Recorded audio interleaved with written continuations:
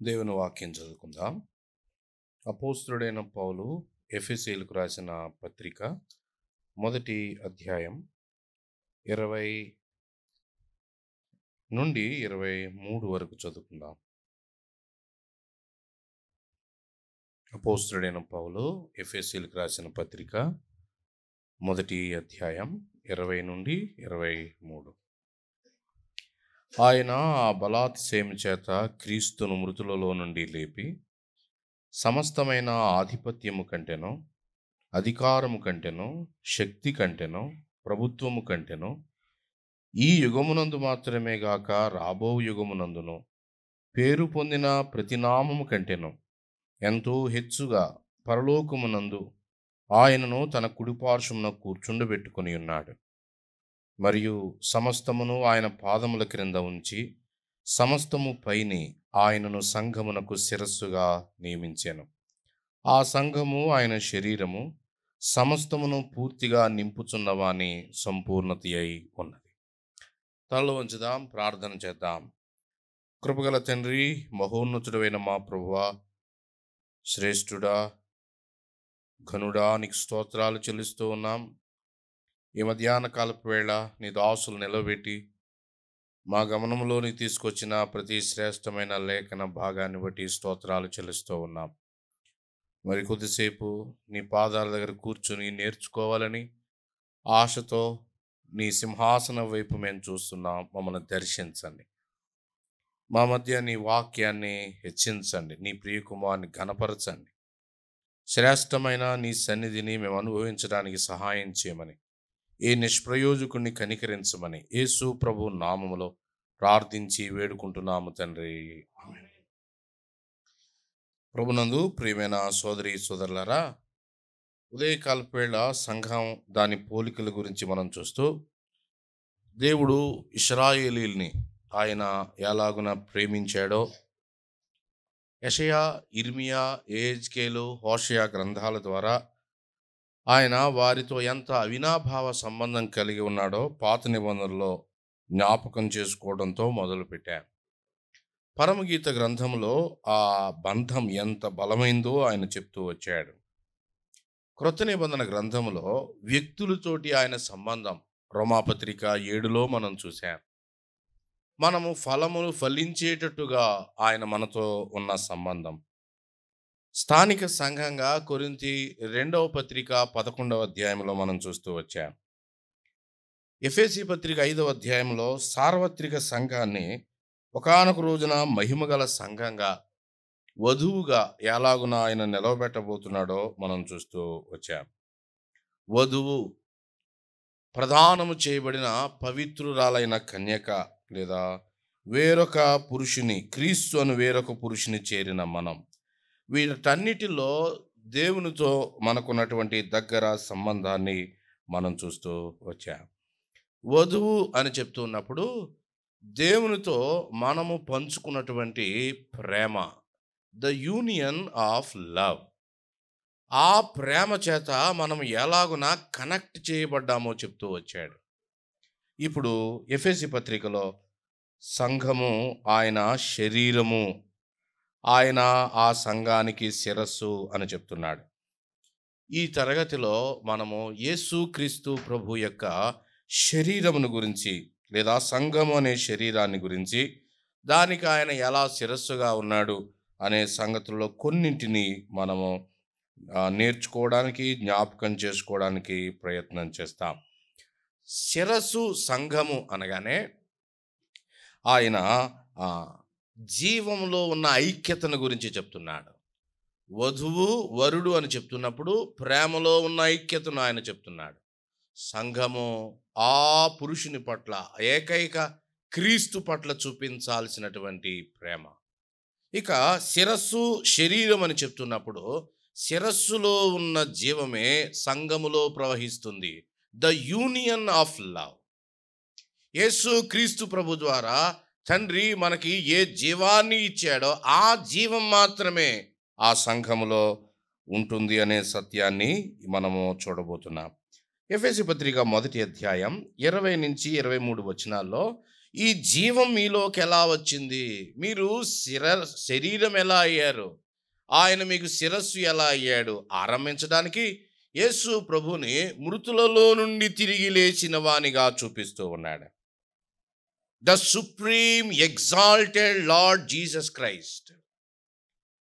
సంఘములోనికి ఘనమైన ఆ ఎన్నటికీ అంతము లేని జీవం రావాలి అంటే దేవుడు ఒక వేదికని ఏర్పాటు చేశాడు. మృతులలో నుండి ఆయన కుమారుని తిరిగి లేపటం ద్వారా తండ్రి లేపాడు, ఆయనంతటా ఆయన లేచాడు, పరిశుద్ధాత్ముడు లేపాడు అనే 3 భాగాలు మనం చూస్తాం. The power of resurrection gave the birth to the church. సంఘానికి ఆయన జీవాన్ని ఎలా ఇస్తున్నాడు? నీవు నేను రక్షణలోనికి వచ్చి యేసు ప్రభు యొక్క జీవాన్ని కలిగి ఉండడానికి ఆయన పునరుద్ధానం కారణం. రోమాపత్రిక 5వ అధ్యాయం 1వ వచనములో మనం చూస్తాం, ఆయన పునరుద్ధానము ద్వారా మనము నీతిమంతులంగా తీర్చబడ్డామని చెప్తున్నాడు. అలా అయితే ఎందుకు దేవుడు మనకి జీవాన్ని ఇస్తున్నాడు అంటే, సంఘముగా మనమందరం కూడా ఆ శిరస్సులో ఉన్న జీవంతో అతుకబడి ఉండాలి. అదే జీవం మనలో ప్రవహిస్తుంది అని ఆయన చెప్తూ ఉన్నాడు. కాబట్టి శిరస్సు ప్రభు అయిన యేసుక్రీస్తు, మృతులలో నుండి లేచిన వాడు అని చెప్తున్నాడు. 22, 23 వచనాలు మీరు చూస్తే ఒక ఆసక్తికరమైన పటాన్ని మనం చూస్తాం. 22వ వచనములో, సమస్తము ఆయన పాదాల క్రింద ఉంచి సమస్తము పైని ఆయనను శిరస్సుగా నియమించెను అన్నాడు. ఆ పటాన్ని మీరు ఊహిస్తే ఒక శిరస్సు కనబడుతుంది. ఆ శిరస్సుకి ఆయన ఒక శరీరాన్ని ఇచ్చాడు. రెండవది శరీరం కనబడుతుంది. మూడవది కూడా ఉంది. అది ఏమిటంటే ఆయన పాదముల క్రింద ఉన్న సమస్తం. ఈ 2 వచనాలని మనం ఆ పటం ద్వారా అర్థం చేసుకుంటాం. ఒకటి శిరస్సు, చెప్తారా? ఒకటి శిరస్సు, రెండవది ఆ శిరస్సుకున్నటువంటి శరీరం పాదాల వరకు, మూడవది ఆ పాదముల క్రింద ఉన్న సమస్తము. ఆ మాటలు అక్కడే ఉన్నాయి చూడండి. 22వ వచనంలో, సమస్తమును ఆయన పాదముల క్రింద ఉంచి. ఇప్పుడు మీరు చెప్పండి, ఎవరు శిరస్సు? ఇప్పుడు అక్కడున్న మాటలే. శిరస్సు ఎవరు? ప్రభు అయిన యేసుక్రీస్తు. ఇంకా ఇలా చెప్పొచ్చు, మృతులలో నుండి లేపబడి అన్ని నామముల కంటే పైనామము ఇవ్వబడిన ప్రభు అయిన యేసుక్రీస్తు శిరస్సై ఉన్నాడు.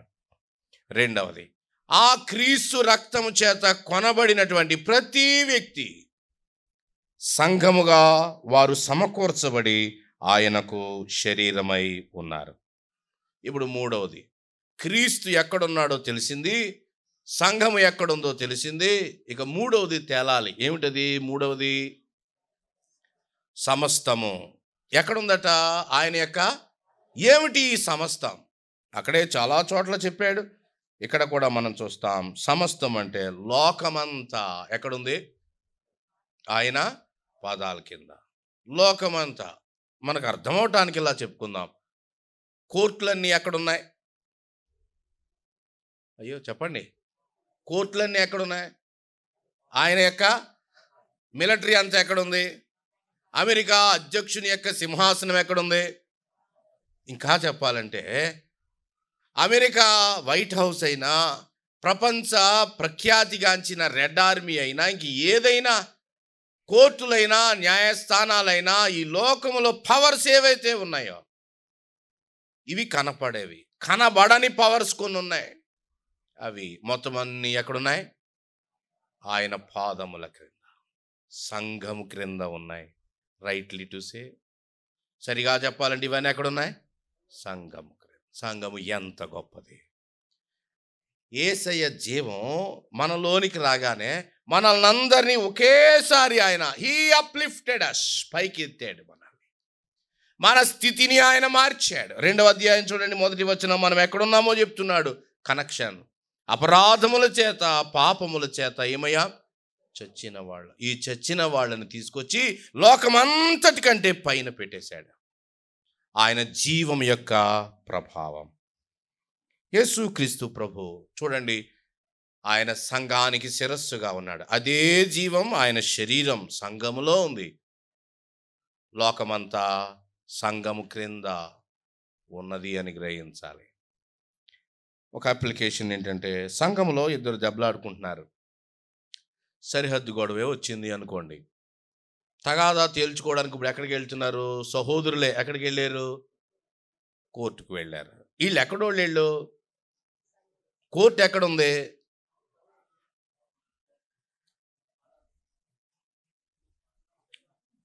ఎందుకు చెప్తున్నాను అంటే, సంఘం ఎంత గొప్పదో మనము గ్రహించాలి. ప్రభు ఎంత గొప్పవాడో తెలిస్తే సంఘం ఎంత గొప్పదో కూడా తెలుస్తుంది.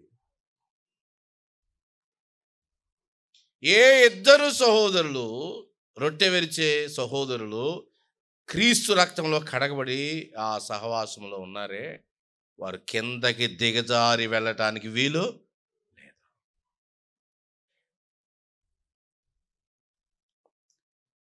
ఎఫెసీ పత్రిక 3వ అధ్యాయంలో ఇంకా చాలా విషయాలు చెప్పాడు. 3వ అధ్యాయానికి వచ్చే ముందు ఇక్కడ ఈ భాగాన్ని ఇంకా కొన్ని విషయాలు మనం చూస్తాం.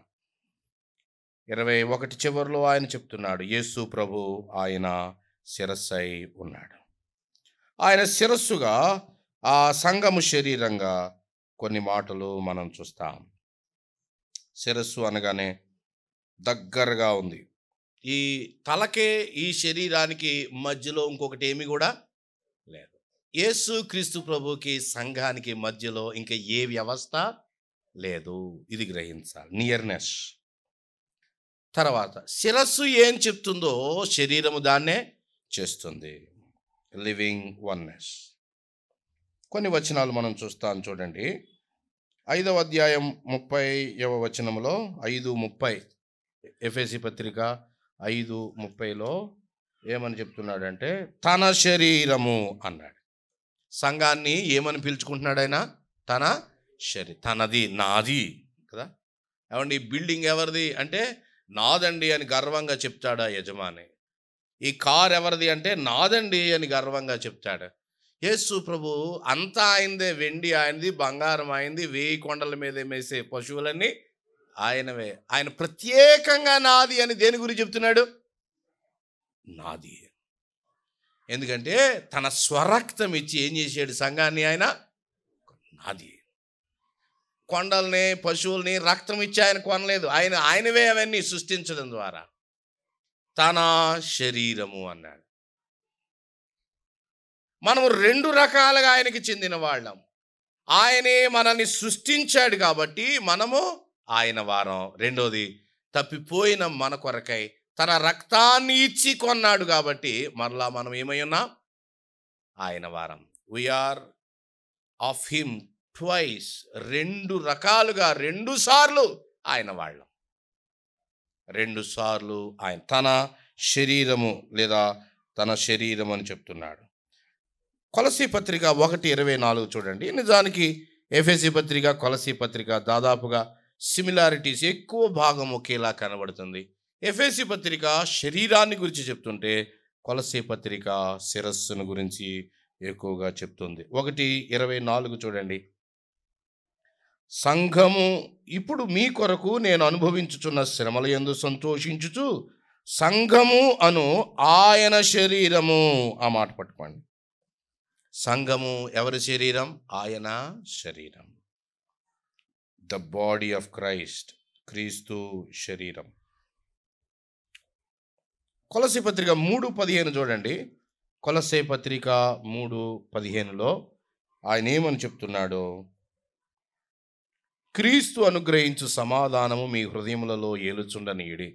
ఇందు కొరకే మీరొక్క శరీరముగా పిలువబడితిరి. సంఘానికి ఆయన చెప్తున్నాడు, మీరొక్క శరీరముగా పిలువబడితిరి. తర్వాత 4వ అధ్యాయం 16వ వచనంలో ఎఫెసీ పత్రికలకు వద్దాం. 4:16 ఆయన శిరస్సు అయి ఉన్నాడు. ఆయన నుండి సర్వ శరీరము చక్కగా అమర్చబడి తనలోనున్న ప్రతి అవయవమును తన పరిమాణము చొప్పున పనిచేయుచుండగా ప్రతి కీలు వలన కలిగిన బలము చేత అతుకబడి ప్రేమయందు తనకు క్షేమాభివృద్ధి కలుగునట్లు శరీరమునకు అభివృద్ధి చేసుకొనుచున్నది అన్నాడు. ఇక్కడ ప్రతి అవయవం, ప్రతి కీలు, ఈ భావం ఏంటంటే సర్వ శరీరం, ద హోల్ బాడీ. ఆయన నుండి సర్వ శరీరం. ఇంకా చాలా మాటలు ఉన్నాయి శరీరాన్ని గురించి. ఆయన మృతులలో నుండి తిరిగి లేవడం ద్వారా శిరస్సు అయి ఉన్నాడు. రెండవది, ఆ జీవాన్ని కలిగిన సమూహాన్ని ఆయన శరీరము అని పిలుస్తున్నాడు. ఈ సంఘానికి, ఈ శరీరానికి క్రీస్తు శిరస్సుగా ఉండడంలో అర్థం ఏమిటి? నంబర్ 1, మొదటిది కొలస్సీ పత్రిక 1:18. కొలస్సీ పత్రిక 1:18. సంఘము అను శరీరమునకు ఆయనే శిరస్సు అని అక్కడ పంక్చువేషన్ మార్కు సెమీకోలన్ పెట్టాడు. అంటే దాని అర్థం ఇప్పుడు రాబోతా ఉంది. ఏమై ఉంది అది? దాని అర్థం, శిరస్సు అంటే అర్థం ఏంటి? ఆయనకు అన్నిటిలో ఏముండాలి? ప్రాముఖ్యం. అంత మాత్రమే కామా పెట్టి చెప్తా ఉన్నాడు. ఆయన ఆది అయ్యుండి మృతుల నుండి లేచుల ఆది సంభూతుడు కాబట్టి ఆయనకు అన్నింటిలో ప్రాముఖ్యం ఇవ్వండి. అది శిరస్సు అంటే. సుప్రీమసీ. సంఘంలో ఎవరు సుప్రీం, ఎవరు గొప్ప, శ్రేష్ఠుడు, ఆయనకి మించిన వాడు లేడు అని సంఘం ఈజీగా గుర్తుపట్టాలి ఒక ఆయన్ని. ఆయనే మన ప్రభువైన ఈ సుప్రీం. ఈ సంఘం, స్థానికంగా ఉన్న సంఘం తన యొక్క సుప్రీంను గుర్తుపట్టాలి, తన శిరస్సును గుర్తుపట్టాలి, అన్నిటికంటే ముఖ్యమైన వాడిని గుర్తుపట్టాలి. ఎందుకు ఆయన శిరస్సుగా చెప్పాడు అంటే ఆయన సంఘాన్ని పరిపాలిస్తున్నాడు. సంఘాన్ని ప్రతి విశ్వాసి ఈ సంఘాన్ని యేసు ప్రభు పరిపాలిస్తున్నాడని గుర్తుపట్టాలి. ఈ సంఘాన్ని యేసుక్రీస్తు ప్రభు కంట్రోల్ చేస్తున్నాడని గుర్తుపట్టాలి. ఈ సంఘాన్ని యేసుక్రీస్తు ప్రభు పాలనలో సాగుతుంది. అది శిరస్సును గుర్తించటము అని అంటే. నేను విశ్వాసులంగా ఆ శిరస్సుకు ఎలాగున లోబడాలో, ఆ శిరస్సుని ఎలా గుర్తించాలో చెప్తా ఉన్నాడు. మన శరీరాలు చూడండి, ఈ చెయ్యి, ఈ కాలు, ఈ అవయవాలన్నీ శిరస్సు ఎలా చెప్తుందో అలాగే చేస్తాయి. శిరస్సు నుండి ఒక నాడీ వ్యవస్థ శరీరంలో ఉన్న అన్ని అవయవాలకు కలపబడింది. ఆ నాడీ వ్యవస్థ శిరస్సులో ఉన్న ఆలోచనలు మోసుకొని పోతుంది. యేసు క్రీస్తు ప్రభు కంట్రోల్లో ఉన్నది అని అంటే ఆ శిరస్సు ఏం చెప్తున్నాడో అదే శరీరము చేస్తూ ఉంది. ఒక ఆయన ఎలా అన్నాడు, శరీరము తలకాయను మోసుకుని వెళ్ళే వాహనం. మరలా చెప్తాను, శరీరము తలను మోసుకుని తిరిగే ఇట్ ఈస్ ఎ వెహికల్. ఇది ఒక వాహనం. సంఘము యేసు క్రీస్తు ప్రభు యొక్క జ్ఞానాన్ని, అధికారాన్ని, పాలనను, ఆయన యొక్క ఘనతను మోసుకుని వెళ్ళే ఒక వాహనం లాంటిది. శరీరాన్ని బట్టి గుర్తుపట్టడం కాదు, శిరస్సును బట్టి గుర్తుపట్టుట. Body is the vehicle. కాబట్టి ఏం చేయాలి? శరీరములో నాడీ వ్యవస్థ చేతి నుండి వెళ్ళటం లేదు, కాలి నుండి వెళ్ళటం లేదు, ఈ మస్తిష్కం నుండే వెళ్తుంది శరీరానికి. కాబట్టి శరీరం ఏం చేయాలి? లోపడాలి. ఇంగ్లీష్లో 2 పదాలు చెప్తారు, ఒబీడియన్స్ అండ్ సబ్మిషన్. లోబడుట అంత మాత్రమే కాదు, ఉదయం అనుకున్నాం ఆ మాట మనం, అప్పగించుకొనుట. లోబడుట అది చాలా గంభీరమైన మాట, విధేయత. అంత మాత్రమే కాదు, వాలంటీర్ సబ్మిషన్. ఇష్టపూర్వకంగా మెడ వంచి, మనకు ఇష్టమున్నా లేకపోయినా మన శరీరంలో రేగే కోరికలకు దైవాధికారం నచ్చదు, పాప స్వభావం అలాంటిది. నాకు కష్టమైన, నాకు బాధ కలిగిన ఏమైనా కానీ ఆ శిరస్సుకు నేను వాలంటీర్ సబ్మిషన్.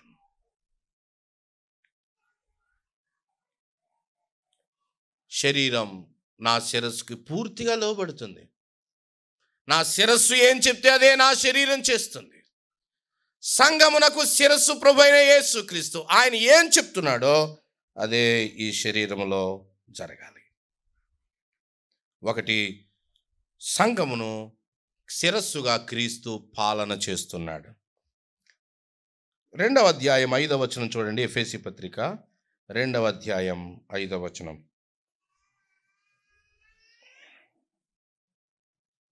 ఈ అవయవాలుగా మనం ఒకప్పుడు చచ్చిపోయినటువంటి వాళ్ళం. 5-6 వచనాల్లో చెప్తున్నాడు. అయినను దేవుడు కరుణా సంపన్నుడై ఉండి మనము మన అపరాధముల చేత చచ్చిన వారమై ఉండినప్పుడు సైతము మన ఎడల చూపిన తన మహాప్రేమ చేత మనలను క్రీస్తుతో కూడా బ్రతికించెను. కృపచేత మీరు రక్షించబడి ఉన్నారు. అసలు ఈ రోజున సంఘంగా నీవు నేను చేయబడ్డానికి గల కారణం ఏంటంటే, యేసు ప్రభుకి యొక్క శిరస్సు, ఆయనే శిరస్సు, ఆయనలో నుండే మనకు జీవం వచ్చింది కాబట్టి సంఘమయ్యాం. సంఘమయ్యాక ఆయనకు వేరుగా ఉండడానికి వీలు లేదు. 2వ అధ్యాయం చూడండి. శిరస్సుగా ఆయన పాలన చేస్తున్నాడు, ఇది మొదటిది. ఇక 2వ అధ్యాయంలో శిరస్సుగా ఆయన మనల్ని ఐక్యపరుస్తున్నాడు. ఆయన మనల్ని ఐక్యపరుస్తున్నాడు. 11వ వచనములో చూడండి, 2:11. కాబట్టి మునుపు శరీర విషయములో అన్యజనులం. 12వ వచనంలో చూడండి, ఆ కాలమందు ఇశ్రాయేలీయులతో అనే మాట చెప్తున్నాడు. 2 జాతులను గురించి పౌలు తీసుకొని వస్తా ఉన్నాడు, జూ అండ్ జెంటైల్. వీళ్ళిద్దరిని ఆయన ఐక్యపరిచాడు. శిరస్సు వీళ్ళిద్దరిని ఐక్యపరిచింది. శిరస్సులో ఉన్న ఏక జీవం వీళ్ళలో ప్రవహించింది కాబట్టి వాళ్ళు ఏకమయ్యారు అని చెప్తున్నాడు. 16వ వచనంలో చూడండి, ఈ యూదులు ఈ అన్యులు ఎలా ఏకం చేయబడ్డారో. 16వ వచనములో తన శిలువ వలన, అంతే, కల్వరి శిలువ వలన ఈ అన్యులను ఈ యూదులను ఆయన ఏకం చేస్తున్నాడు. ఒక్క శరీరంగా ఆయన చేస్తున్నాడు. యేసుక్రీస్తు ప్రభు నమ్ముకున్నాక ఇక జాతి లేదు, కులము లేదు, సాంప్రదాయం లేదు, రంగు లేదు, స్త్రీ పురుష భేదం లేదు, సామాజిక స్థాయిలు లేవు, చదువుల్లో భేదాలు లేవు. యేసు ప్రభు నమ్ముకున్నాక మనందరిలో ప్రవహిస్తున్నటువంటి ఏక జీవం, ద యూనియన్ ఆఫ్ లైఫ్. ఈనాడు పౌలు అంటున్నాడు, నేను వేటిని పడగొట్టానో వాటిని తిరిగి కట్టడం అనేది చాలామంది ఈ దినాల్లో చేస్తూ ఉన్నారు అని ఆయన చెప్తున్నాడు. యేసుక్రీస్తు ప్రభు కల్వరి శిలువ ద్వారా ఈ శత్రువులు పరస్పరం, యూదులు అన్యులు, వారిద్దరి మధ్య గొప్ప సమాధానం ఏర్పడింది. మాట్లాడడం లేదు, ఇక యూదుడు తన గొప్పతనాన్ని చెప్పడం లేదు, అన్యుడు తన నీచమైన స్థితిని తలపోసుకుని కృంగిపోవటం లేదు. వాళ్ళిద్దరూ ఒక లెవెల్కి తీసుకురాబడ్డారు. ప్రతి ఎత్తు పల్లము చేయబడింది, ప్రతి పల్లము మెరక చేయబడింది. క్రీస్తులో రికన్సియలేషన్, సమాధానము ఏర్పాటు చేయబడింది కల్వరి శిలువ ద్వారా. ప్రాముఖ్యమైన అంశం ఏమిటంటే, యేసు ప్రభువును నమ్ముకుని సంఘములోనికి చేర్చబడిన తర్వాత కులాలు, మతాలు, ప్రాంతాలు, రంగులు, భాషలు ఇక ఏమీ లేవు అని గ్రహించాలి. ఏమీ లేవు అని గ్రహించాలి. అవి ప్రాక్టికల్గా ప్రూవ్ చేయబడాలి. 17వ వచనం చూడండి, ఐక్యతలో మనకి ఏం దొరికిందో చెప్తున్నాడు. 17వ వచనములో సమాధానం. ఆయన వచ్చి దూరస్తులైన మీకును సమీపస్తులైన వారికి సమాధాన సువార్త ప్రకటించి. గాస్పుల్ ఏం చేసింది? ఆ జీవాన్ని పట్టుకొచ్చింది, యూదులను అన్యులను సమాధానపరిచింది. మొదటిగా మనం దేవునితో సమాధాన పడ్డాం, తర్వాత ఈ జీవములో పాల్గొనే ప్రతి వ్యక్తితో కూడా మనం సమాధానపరచబడ్డాం. 18వ వచనంలో చూడండి, ఈ సమాధానంలో మనకేం దొరికిందంటే తండ్రి సన్నిధికి చేరగలిగా. శిరస్సు మనకి సమాధానాన్ని తీసుకోవడం రావడం ద్వారా తండ్రి సన్నిధికి ధైర్యముగా, నిర్భయముగా, వేరే పత్రికలో ఆ మాటలు చెప్తున్నాడు, తండ్రి సన్నిధికి కాబట్టి తండ్రి సన్నిధికి కలెక్టివ్గా వెళ్తున్నాం. గుర్తుపెట్టుకోండి, ఇండివిజువల్గా వెళ్తాం, ప్రభు పాదాల దగ్గర మొర్ర పెడతాం. కానీ సంఘాన్ని ఆయన ఎందుకు ఐక్యపరిచారంటే మీరందరూ కలిసి రండి అని ఆయన చెప్తున్నాడు. సంఘంలో ఏదైనా సమస్య వచ్చిందా, సంఘమంతా వెళ్ళి ప్రభు దగ్గర ధైర్యముగా సెటిల్ చేసుకోవచ్చు, ఆయన అడగవచ్చు. 19వ వచనంలో చూడండి, 19వ వచనంలో ఆయన ఏమని చెప్తున్నాడు, మీరిక మీదట పరజనులు కాదయ్యా, పరదేశులు కాదు, పరిశుద్ధులతో ఏక పట్టణస్థులను, ఎవరట, దేవుని ఇంటివారు అనగానే ఇంటిమసి, ధైర్యంగా వెళ్ళిపోవచ్చు ఆ ఇంట్లోకి. సంఘము దేవుని ఇంటివారు, ఏక పట్టణస్థులు అని చెప్తున్నాడు. ఐక్యత ద్వారా ఇంకా ఏమొచ్చిందో చూడండి. 21వ వచనం, ఆ జీవాన్ని శిరస్సు ద్వారా పంచుకోవడం ద్వారా. 20వ వచనం రాయిని గురించి ఆయన మాట్లాడుతున్నాడు. క్రీస్తు యేసే ముఖ్యమైన మూల రాయి. ఇట్ కాల్స్ ద సెక్యూరిటీ, స్థిరతను గురించి, భద్రతను గురించి తెలియచేస్తా ఉంది. సంఘానికి ఒక్కొక్క వ్యక్తి ఒక్కొక్క రాయి మీద లేడు. సంఘమంతా క్రీస్తు అనే రాయి మీద, క్రీస్తు అనే మూలరాతి మీద, ఇశ్రాయేలీలు నిరాకరించిన రాయి, త్రోసివేసిన రాయి, ఈయన మాకు అక్కర్లేదు అని కల్వరి మట్టుకు ఆయన వారు పంపిస్తూ వచ్చారే. ఆయన అక్కడ చనిపోయి సమాధి చేయబడి తిరిగి లేవగా ఆ ముఖ్యమైన మూలరాతి మీద, సియోనులో స్థాపించబడిన మూలరాతి మీద ఆయన సంఘాన్ని కడుతూ ఉన్నాడు. ఆ సంఘము దాని యొక్క సెక్యూరిటీ. ప్రభు సంఘాన్ని గురించి పలికిన మొట్టమొదటిసారి మత్తయి 16లో అంటున్నాడు ఆయన, పాతాళ లోక ద్వారములు దాని ఎదుట నిలవనేరవు. అపరిమితముగా నోరు తెరుచుకున్న పాతాళం సంఘాన్ని ఏమీ చేయలేదు. అంతగా నేను దాన్ని సెక్యూర్ చేశాను. ఎందుకంటే ఈ సంఘము ఒట్టిగా లేదు, ఈ సంఘము శిరస్సునకు కలుపబడి ఉన్నది. 21వ వచనములో మనం చూస్తాం, ఆయన శిరస్సుగా ఉండడాన్ని బట్టి ప్రతి కట్టడము ఆయనలో చక్కగా అమర్చబడి ప్రభువునందు పరిశుద్ధమైన దేవాలయమొకటకు వృద్ధి పొందుచున్నది అన్నాడు. పరిశుద్ధమైన దేవాలయమొకటకు వృద్ధి పొందుచున్నది. 22లో ఆ మాట ఇంకా క్లియర్గా ఉంది. దేవుని నివాస స్థలం, ఆయనలో మీరు కూడా ఆత్మ మూలముగా దేవుని నివాస స్థలం.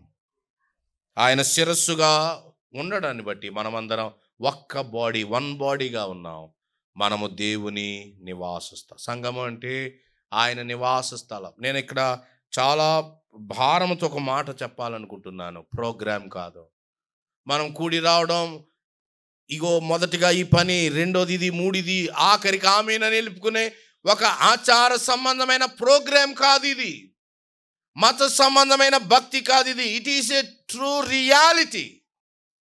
ఆయన ఇక్కడ నివాసం ఉంటున్నాడు. ఆయన ఈ సంఘానికి కలుపబడి ఉన్నాడు అని మనం చూస్తా ఉన్నాం. 3వ అధ్యాయంలోనికి వస్తే ఆయన సంఘము, శరీరము, క్రీస్తు శిరస్సుగా 3వ అధ్యాయంలో మనం ఏం చూస్తాం? 3వ అధ్యాయంలో సువార్త ఫలాన్ని ఎలా మన కొరకు తీసుకుని వచ్చిందో చెప్తున్నాడు. పౌలు సువార్త ప్రకటించాడు, పేతురు ప్రకటించాడు, అపోస్తలులు ప్రకటించారు. సువార్త ద్వారా స్థానిక సంఘాలు ఏర్పడ్డాయి, శిరస్సునకు అవి అతుకబడ్డాయి.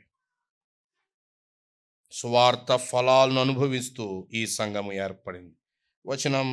6వ వచనం చూడండి. 6వ వచనం, ఈ మర్మమేదనగా అన్యజనులు సువార్త వలన, the blessings of the gospel. సువార్త ఏం చేసిందంటే స్వార్థ పనులైన మనల్ని అందరినీ యేసు ప్రభు జీవంతో కలిపి ఒక్క శరీరంగా అట్టిపెట్టింది. ఆదాము మనకేం నేర్పించాడంటే, వాళ్ళు మంచి చెడ్డల ఫలాన్ని ఎందుకు తిన్నారు అని అంటే, దేవా ఇక మేము నీ మీద ఆధారపడాల్సిన అవసరం లేదు, ఆ మంచి ఏదో ఆ చెడ్డేదో మాకు తెలిస్తే నీ అవసరం లేకుండానే మేము అలాంటి వ్యక్తులం. మనం దేవునికి దూరమైనటువంటి వ్యక్తులం.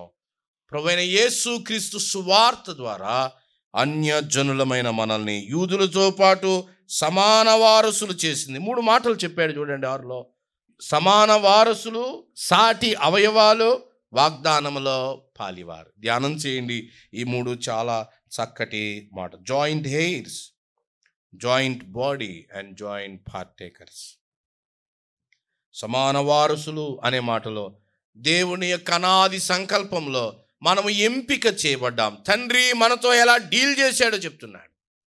రండి రండి, మీరు ఫలానా ఫలానా పాపంలో ఉన్నవారు, ఆదామునందు నిత్య నరకానికి వెళ్తున్నటువంటి వారు, రండి, మీ వారసత్వం నరకం కాదు, క్రీస్తుతో పాటు మిమ్మల్ని వారసులుగా చేస్తాను. ఆయన మనల్ని పిలిచి ఈ సంఘం అనే బాడీలో ఆయన మనల్ని ఉంచాడు. యేసుక్రీస్తు ప్రభు యొక్క అప్లికేషన్ రెండవది కనబడుతుంది, సాటి అవయవాలు. యేసుక్రీస్తు శిరస్సుగా ఉండగా సాటి అవయవాలమయ్యాం, జాయింట్ బాడీ మెంబర్స్. 6వ వచనంలో పరిశుద్ధాత్ముడు ఎలాగున మనల్ని పార్టేకర్స్ చేశాడో చూస్తున్న వాగ్దానములో పాలివారం. 1వ అధ్యాయం 13వ వచనములో వాగ్దానము చేయబడిన ఆత్మ, పరిశుద్ధాత్ముడు మనల్ని ఈ వాగ్దానములోనికి తీసుకుని వచ్చాడు అని చెప్తున్నాడు. ఈ వచనములో శరీరంగా ఉండటములో తండ్రి, కుమారుడు, పరిశుద్ధాత్ముడు వారు ఎలాగున పనిచేశారో జ్ఞాపకం చేస్తూ ఉన్నాడు. 2వ అధ్యాయంలో మనం చూసినట్లుగా శరీరాన్ని ఆయన మృతుల నుండి తిరిగి లేపిన తన కుమారుడైన యేసుక్రీస్తు ద్వారా శరీరానికి ఆయన ఒక ఉన్నతమైన స్థితి, 1వ అధ్యాయం 2వ అధ్యాయంలో ఐక్యత ఇచ్చాడు. 3వ అధ్యాయంలో సువార్త ఫలాలని అనుభవిస్తున్న శరీరంగా మనం చూస్తాం. సువార్త ఫలాలని అనుభవిస్తున్న శరీరం. 4వ అధ్యాయానికి మనం వచ్చేసరికి 4వ అధ్యాయంలో ఒక బాధ్యత. మీరు శరీరం అని వింటూ ఉన్నారు కదా, దాని గొప్పతనం వింటున్నారు కదా, దాని దీవెనలు వింటున్నారు కదా, మరి మీరేం చేయాలి అంటే దేవుడిచ్చిన ఐక్యతను కాపాడుకోండి. 1వ వచనంలో కాబట్టి మీరు సమాధానమను బంధము చేత ఆత్మ కలిగించు ఐక్యమును కాపాడుకో. ఐక్యత మీ ద్వారా వచ్చింది కాదు, దేవుడు ఇచ్చాడు, దాన్ని మీరు కాపాడుకోవాలి. ఒక తండ్రికి 4-5 పిల్లలు ఉన్నారు అనుకోండి, వారు సహజంగా ఆ తండ్రికి జన్మించడం ద్వారా వారు సహజంగా వారు ఐక్యంగా ఉండాలి. వారు అనుకోగానే వచ్చింది కాదు కదా, సహజంగా వారి మధ్య ఉండాల్సిన ఐక్యత. అయితే పెద్దదిగాక వాళ్ళు ఆ ఐక్యతను కాపాడుకొని తండ్రికి పేరు తేవాలి అని లోకంలో వారు భావిస్తారు. అంటే ఆల్రెడీ వారికి న్యాచురల్గా వచ్చినటువంటిది, దాన్ని వాళ్ళు ఏం చేయాలి? కాపాడుకోవాలి. నేటి దినాల్లో అలా ఉండదు కదా, ఎవరి దారి వాళ్ళది. కానీ ఇక్కడ ఏం చెప్తున్నాడంటే సంఘముగా మీరు శరీరముగా ఉండడం కొరకే ఒకే జీవం మీలో ప్రవహిస్తూ ఉంది. దేవుడు ఆ విధంగా మీకు ఐక్యతని ఇచ్చాడు. ఆ ఐక్యతను మీరేం చేయాలి? కాపాడుకోవాలి. ఎండీవరింగ్ ద యూనిటీ. ఆ ఐక్యత పోకుండా కాపాడుకోవడం కొరకే ప్రతి వ్యక్తి ప్రయాసపడాలి అని ఆయన చెప్తున్నాడు. 3వ వచనం చూడండి. 3వ వచనం 1వ వచనంలో ఉంది, సమాధానమను బంధము ఆయన ఇచ్చాడు. ఒక తాడేసి కట్టేసాడు మనల్ని అందరినీ. ఆ కంటికి కనబడదు ఆ తాడు. అది కల్వరి శిలువలో ఆయన సహనం, ఆయన వేదన, ఆయన మరణం ద్వారా ఇచ్చినటువంటి బంధం ఇది. ఆ అదృశ్యమైన బంధాన్ని సంఘము కాపాడుకోవాలి అని ఆయన చెప్తున్నాడు. 4వ వచనములో ఒక్క ఆత్మయు ఒక్కడే ఆయన మన మధ్య పనిచేస్తున్నాడు. ఎందుకు సంఘములో విభేదాలు వచ్చాయంటే ఒక్క ఆత్మ కాదు, స్ట్రేంజ్ స్పిరిట్ ఎంటర్డ్, వేరొక ఆత్మ ప్రవేశించింది. అందుకనే సంఘములో ఐక్యత వచ్చింది. ఆత్మయు ఒక్కడే, ఆ మాటల అర్థం ఏంటంటే పరిశుద్ధాత్ముడు ఒక్కడే పని చేస్తుంటుండగా విభేదాలకు అవకాశం ఎక్కడా అని చెప్తున్నాడు. ఆత్మయు ఒక్కడే. 5వ వచనాన్ని మనం చూస్తుంటే 5వ వచనములో ప్రభు ఒక్కడే. దాని అర్థం ఏమిటి? మిమ్మల్ని అందరినీ కొన్నవాడు ఒక్కడే. ఒక్కొక్క వ్యక్తి చేత కొనబడి మీరు బలవంతంగా జాయిన్ అవ్వలేదు. ప్రభు ఒక్కడే. Belongs especially to the son. ఆ కుమారునికి మనం చెందిన వాళ్ళం. ఆత్మ ఒక్కడే, ప్రభు ఒక్కడే. అక్కడే చెప్తూ ఉన్నాడు కదా, దేవుడు ఒక్కడే 6వ వచనంలో. దాని అర్థం తండ్రి ఒక్కడే. మీకు సంఘములో ఈ ఐక్యత ఎలా వచ్చింది? దేవుడు ఒక్కడే, ఆయనే ఇచ్చాడు. ఆయన బట్టే కదా మీరంతా వచ్చారు. యేసు ప్రభు రక్తాన్ని బట్టే కదా మీరంతా వచ్చారు. అసలు మీ అందరినీ ఇవన్నీ చెప్పి పట్టుకొచ్చిన వాడెవరు? పరిశుద్ధాత్మ దేవుడు. మీలో జీవాన్ని కలిగించిన వాడు. మీ అందరి మధ్య ఆ ఇన్విజిబుల్ ఆ థ్రెడ్ని ఆయన ఉంచిన వాడు ఆయనే. అన్నీ అమర్చి పెట్టాడు. మీరేం చేయాలంటే ఆ బంధాన్ని ఏం చేయాలి? కాపాడుకోవాలి అని ఆయన చెప్తున్నాడు. దాని అర్థం ఏంటంటే దేవుడు రక్షణ ద్వారా సంఘానికి డిఫాల్ట్గా ఐక్యత ఇచ్చేశాడు. మనం ఏం చేయాలంటే ఆ ఐక్యతని ప్రదర్శించాలి. Outward expression. ఒక్క రొట్టెలో పాలు పొందుతున్నాం, మేము ఏకమై ఉన్నామని చెప్తున్నాం. ఒక పాత్రలో పాలు పొందుతున్నాం, ఏకమై ఉన్నామని చెప్తున్నాం. ఒక్క చోటికి మనం చేరి వస్తున్నాం, ఏకమై ఉన్నామని చెప్తున్నాం. నిర్ణయాల్లో, ప్రకటనలో, పనిలో, అన్నింటిలో మనము అవుట్వర్డ్ ఎక్స్ప్రెషన్ మనం చూపించాలి.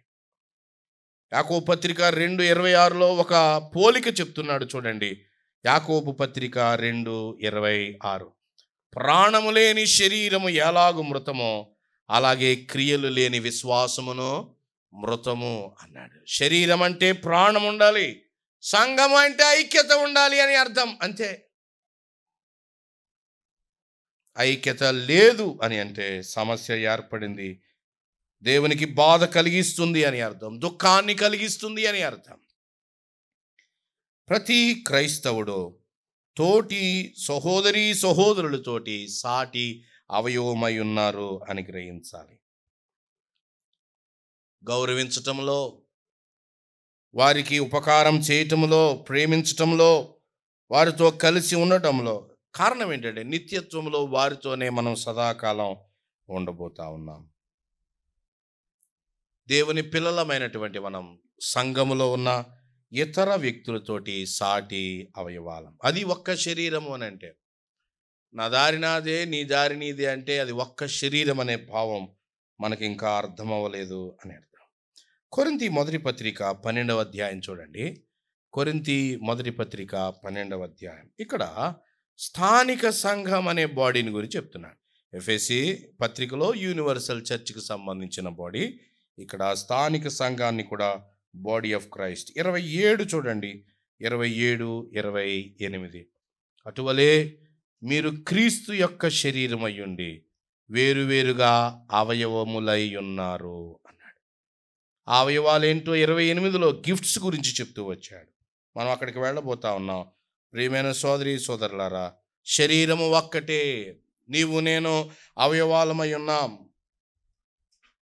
One body. కానీ స్థానిక సంఘములో మనం అవయవాలమై ఉన్నాం. అవయవాలు సహవాసములో ఉంటేనే ఒక్క పని చేయగలుగుతాయి. ఇప్పుడు మనకి ఆటంకాన్ని కలిగించేవి ఏంటి అంటే, ప్రియులరా, సంఘములో ప్రభువైన యేసుక్రీస్తు యొక్క జీవం ప్రవహిస్తూ ఉంటుండగా సెల్ఫ్లెస్ లవ్, స్వార్థము లేని ప్రేమను ప్రతి వ్యక్తి, స్వార్థము లేని ప్రేమ, నేను ఈ పని చేస్తాను నాకేం వస్తుంది కాదు, నా ప్రభు ఘనత కొరకై ఆయన నాకు అప్పగించిన పనిని నేను చేస్తాను. పనిని చేయడం మాత్రమే కాదు, దీనత్వంతో కూడినటువంటి పని. ఎందుకు సంఘాల్లో విభేదాలు అంటే అహం, గర్వం, ప్రైడ్. నేను ఫిలిప్పీ పత్రిక ఇటీవల ధ్యానం చేస్తుంటుండగా 4వ అధ్యాయంలో 2 సహోదరులు సమాధానంగా లేరు అని చెప్తున్నాడు. ఏక మనస్సు కలిగి ఉండాలి అని వారిని బ్రతిమలాడుతున్న పౌలు 2వ అధ్యాయంలో చాలా అద్భుతమైనటువంటి ఉదాహరణ చెప్తున్నాడు. ప్రభువైన యేసుక్రీస్తు ఎలా తగ్గించుకున్నాడో చెప్పాడు. పౌలు ఎలా పానార్పణంగా పోయబడ్డాడో చెప్తున్నాడు. తిమోతి ఇతరుల కొరకై ఎలా పరిచారం చేస్తున్నాడో, ఇతరుల క్షేమాన్ని ఆలోచిస్తున్నాడో చెప్పాడు.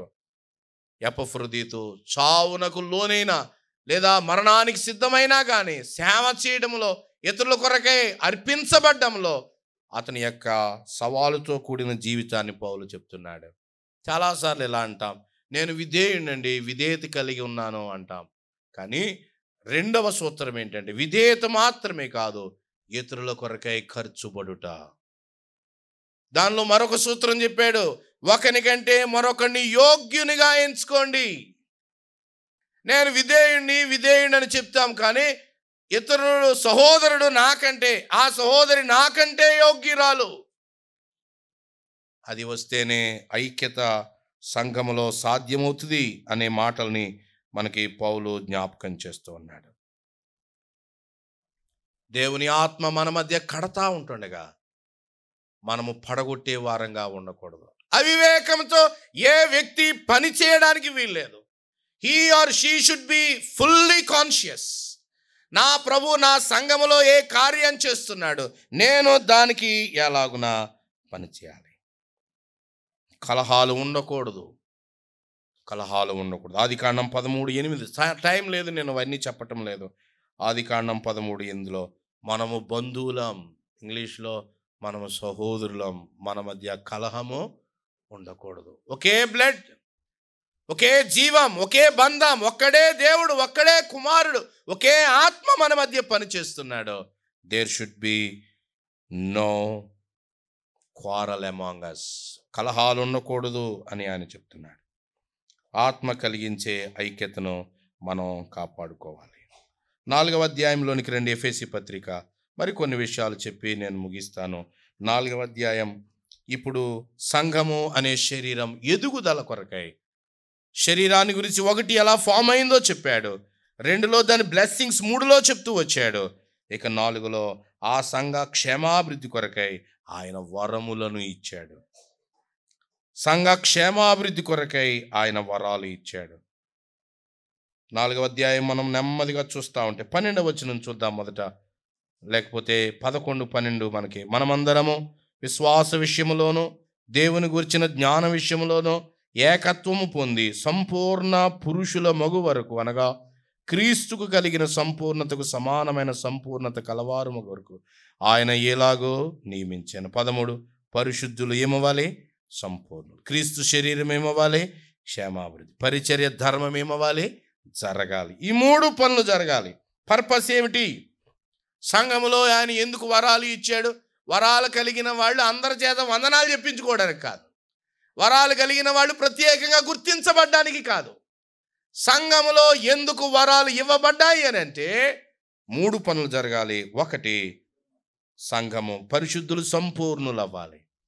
యేసుప్రభు రక్తంలో కడగబడిన మనం సంపూర్ణత వైపుకు వెళ్ళాలి. ప్రతి విశ్వాసి పరిశుద్ధతలో ఒక్కొక్క స్థాయిలో ఉంటారు. దాన్ని పర్ఫెక్టింగ్ సెయింట్స్, దాని కొరకై పరిచర్య జరగాలి. 2, క్రీస్తు శరీరము క్షేమాభివృద్ధి జరగాలి. 3, పరిచర్య ధర్మము జరగాలి.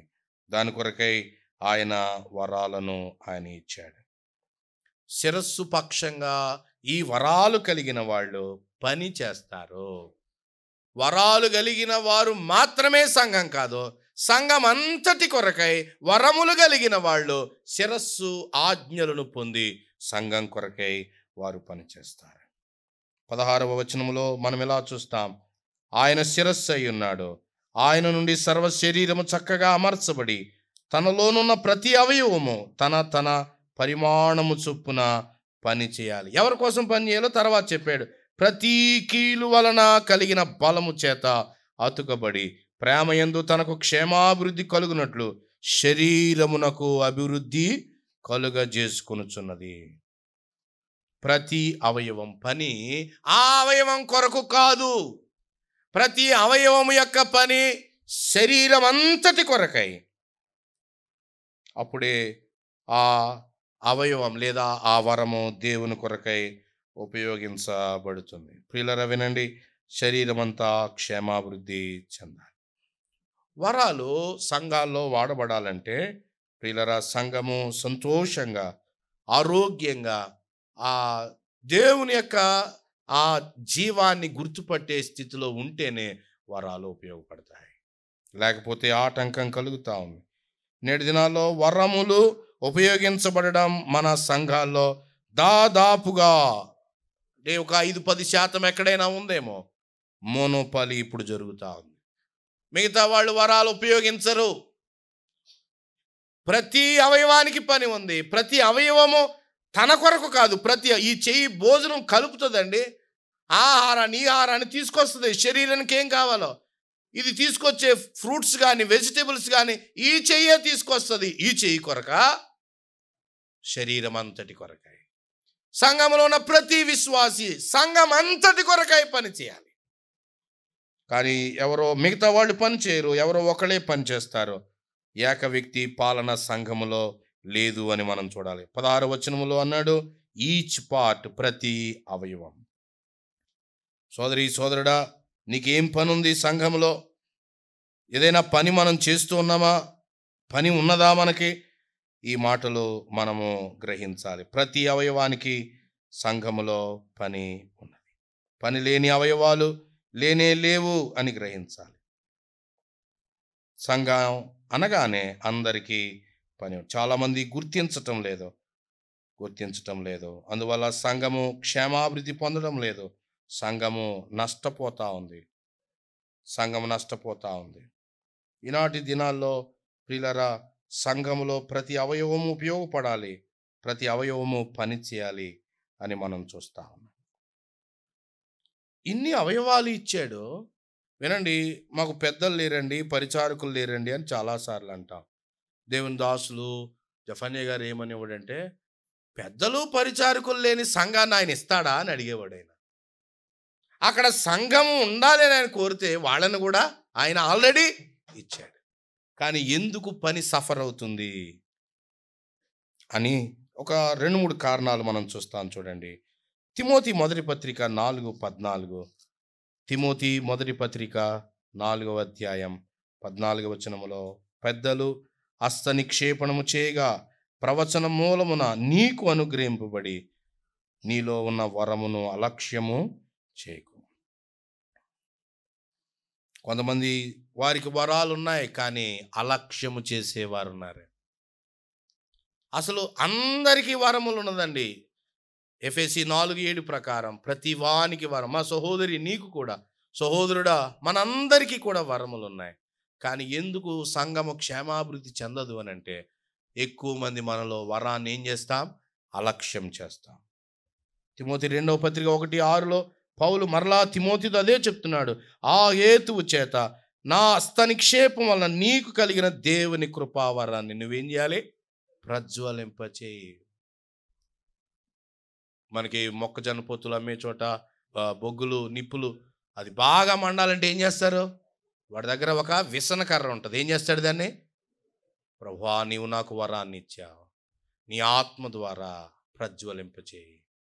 నా శక్తి, నా జ్ఞానం, నా శరీర సంబంధమైన తెలివితేటల వల్ల అది ఆరిపోతుంది, అది ప్రజ్వలింపదు. దేవునికి అక్కర్లేదు. కానీ దేవా, నీవు ప్రజ్వలింపచేయి, కృపావరాన్ని ప్రజ్వలింప చేయాలి. కొంతమందికి వరాలు ఉన్నాయి కానీ బాధ్యత తీసుకోరు. వాక్యం చెప్పండి అంటే చెప్పరు, ధ్యానమే చేయరు. ఇర్రెస్పాన్సిబిలిటీ. దేవుడు వారికి గిఫ్ట్ ఇచ్చి ఉన్నాడు కానీ వారు వాడరు. కొంతమంది వాక్యం చెప్తారు, గిఫ్ట్ ఉంది కానీ కార్నాలిటీ, శరీర సంబంధమైనటువంటి తత్వం ఇమిడిపోయి ఉంటుంది. తర్వాత లోకంతో అటాచ్ అయిపోయి ఉన్నారు ఎక్కడో, కాబట్టి వారు తమ వరాన్ని వాడుకోలేరు. రెండవది వరం కలిగిన వాళ్ళే కానీ అన్స్క్రిప్చురల్ ప్యాటర్న్లో పనిచేయలేం. వరము ఉన్నమాట వాస్తవమే కానీ వాక్య క్రమము లేని చోట వరాన్ని మనం వాడలేం, ప్రయోజనము ఉండదు. ఇక చూడండి, దానికి ఉదాహరణ సంఖ్యాకాండం 11:16. ఒక్క మాట పాత నిబంధనలో మనం చూస్తాం. సంఖ్యాకాండం 11వ అధ్యాయం 16వ వచనం చూడండి.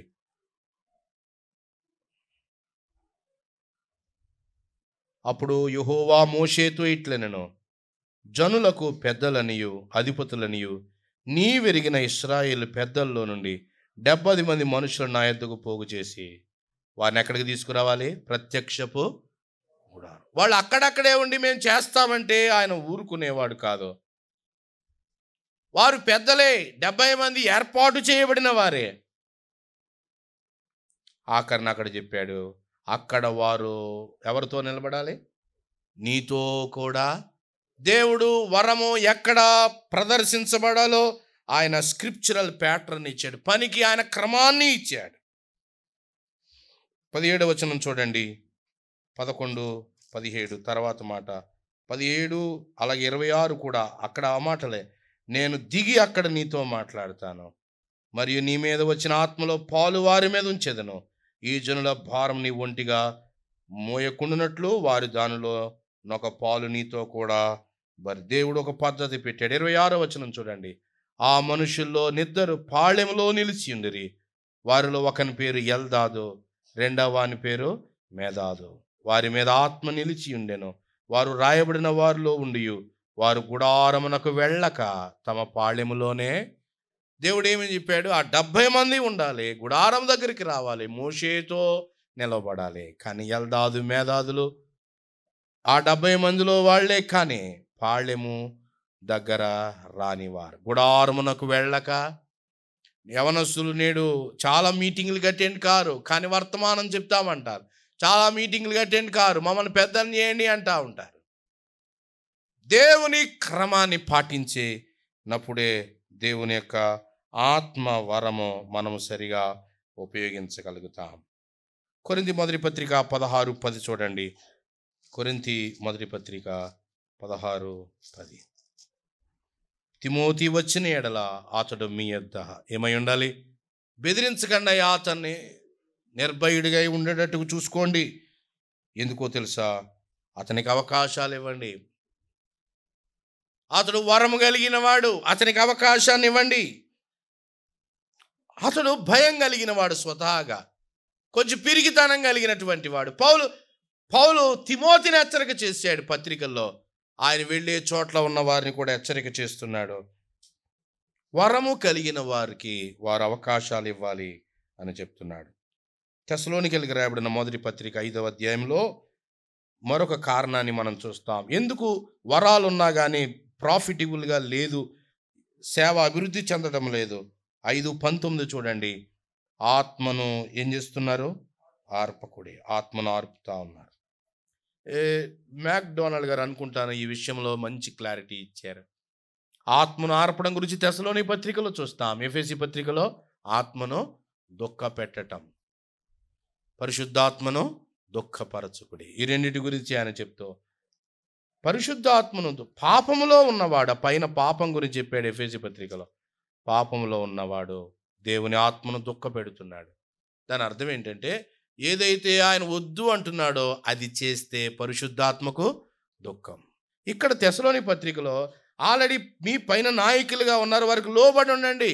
గిఫ్టెడ్ మెన్ ఉన్నారు, కానీ గిఫ్టెడ్ మెన్ ఆ పని చేయడానికి రాకపోతే పరిశుద్ధాత్మను ఏం చేయడం? ఆర్పటం.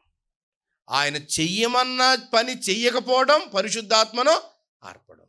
ఆయన చెయ్యొద్దన్న పని చేయడం పరిశుద్ధాత్మను దుఃఖపరచటం. ప్రియమైన సోదరి సోదరులారా, సంఘంలో ఎవరైతే గిఫ్టెడ్ మెన్ ఉన్నారో వాళ్ళు రావాలి. ఎలా వస్తారు? కొరింథీ మొదటి పత్రిక చూడండి 16వ అధ్యాయం.